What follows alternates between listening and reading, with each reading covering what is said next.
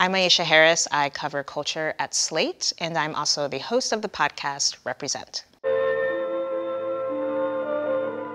The Bicycle Thief tells the story of Antonio. He's a man who's been out of work for a very long time, and he finally is able to land a job, but this job requires that he has a bike. He's going to be putting up posters around the city, and he does not have a bike at the moment. And so his wife decides that she will pawn their linens in order for him to then get a bike. He gets the bike, but unfortunately he has it stolen the first day of work. And then the rest of the film is about him searching for the thief who has taken it alongside his young son, Bruno. One of the moments in the film that really stands out to me is the scene in which Antonio and Bruno go to have a sort of lavish meal that they would not usually have. And this is at a point where things have not turned out as well as Antonio would like them to. And so in order to cheer him up, he brings him to this sort of fancy restaurant.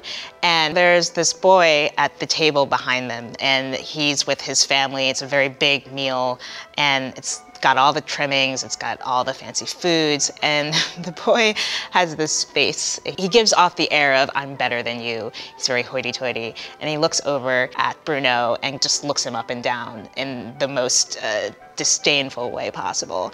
And seeing that, interpreting that as this very stark class divide between the haves and the have-nots, I think is just a perfect moment. It sort of encapsulates everything about that I think De Sica was trying to portray, is this very sharp class divide.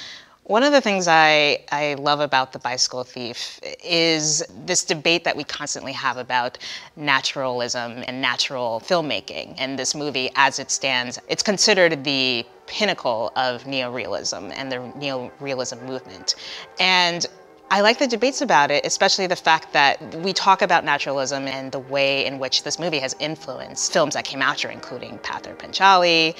You can see it going through all the way to like Scorsese and all those filmmakers. But that debate often focuses on the idea that it's sort of like a documentary style, whereas there's so much going on. You can see that this was a very carefully planned movie, and you can see it in the direction, you can see it in De Sica's molding of these non-professional actors into giving these very strong performances.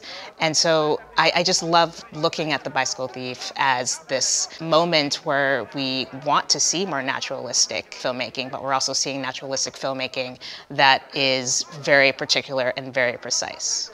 I'm seeing this humanist depiction of people who do not often get the spotlight put on them. And I think that if you're a big cinema fan, if you're a film lover, those are the things you need to understand and see, the line between that and how we got from there to today.